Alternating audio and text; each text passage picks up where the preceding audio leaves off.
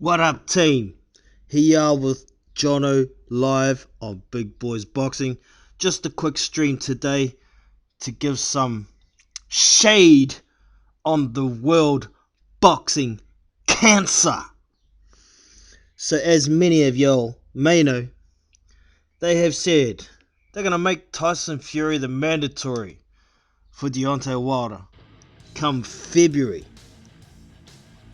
So, they've effectively dropped Dillian Whyte as the mandatory, even though the status is suspended due to an adverse finding by UKAD, the UK Anti-Doping Agency.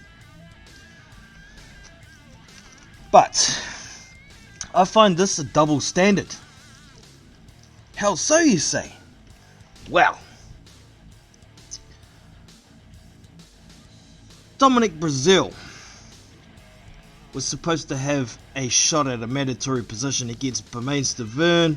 Luis Ortiz popped dirty, so Stiverne got bumped up to the mandatory challenger for Deontay Wilder, and Dominic Breazeale was legally obligated to get a shot at the mandatory position. So they gave him Eric Molina to knock over to obtain the mandatory position. And you're saying, well, how the hell has that got anything to do with any of this? Well, you know, Eric Molina was caught with something in his system by UKAD after the Anthony Joshua title attempt that he had. And he was under suspension. But the WBC still let Breazeale knock him over for a mandatory position? He was under suspension by UKAD, right? So that's way across the Atlantic in England. But because they didn't recognize UKAD as one of their testing contractors, or as one of, or their suspension wasn't recognized by them, right? But Dillian Whyte went through all the VADA testing in the clean boxing program by the WBC and was clean. There was tests before he got tested and caught by UKAD, and tests after. Yet VADA couldn't pick anything up. Now, the WBC have gone and suspended Dillian Whyte's position due to UKAD findings. And let me be clear here, I don't agree with what UKAD are doing, right? Whatsoever. But that's besides the point. I'm not getting into that at the moment. But the WBC have effectively said that their testing isn't good enough by recognizing UKAD's adverse findings and handing down a provisional suspension to Dillian Whyte. And in the meantime, they've gone and put Tyson Fury in his place while the suspension's due. Now, another point I'll make here is Dillian Whyte, was it last week? The World Boxing Cancers Convention was on, and they came out with their point saying that Dillian Whyte won't be mandatory until February 2021. After they'd already said he's eligible for his title shot in May 2020. But the suspension came through. The double standard suspension, right?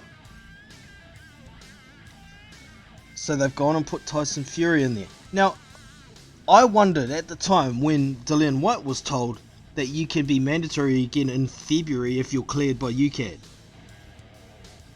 And I thought to myself, why February 2021? That's an interesting date just to pick out of the blue.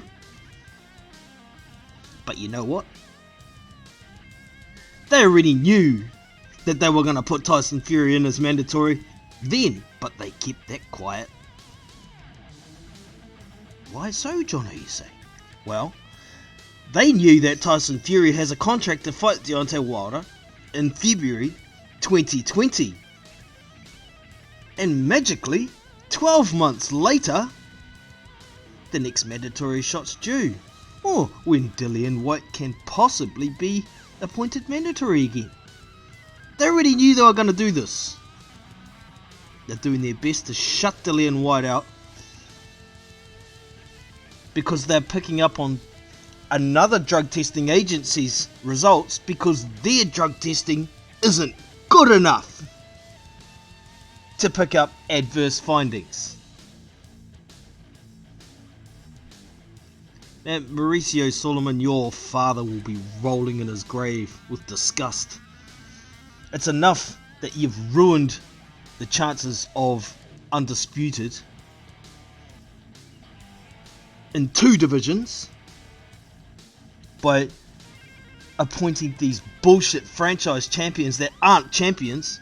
I saw Mauricio Solomon say, oh yeah, they can still be undisputed because the franchise belt is a champion. Tell you what, no they're fucking not. Because if you can't lose your belt in the ring, you're not a fucking champion.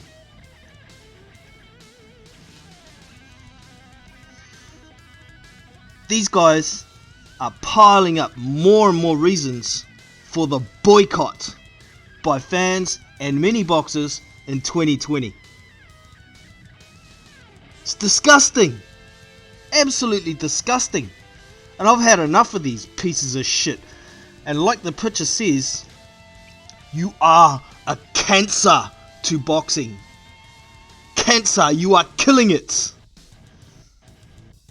Once upon a time was one of the most respected organizations in boxing. And over the last 5 years, you've made some stupid decisions to delegitimize your own belt. So I'm really down for this boycotting the WBC in 2020. Come January 1st, I won't be saying their name once. I won't be discussing any of their champions as champions. I hope you guys can join in on the fun of getting rid of this bullshit organization that is killing boxing. So that is my rant for today. I hope you've enjoyed. Don't forget to hit that thumbs up. Hit the bell icon so you don't miss future content. Subscribe to the channel, and I will catch you in the next one. This is Big Boys Boxing, and I'm out. See you!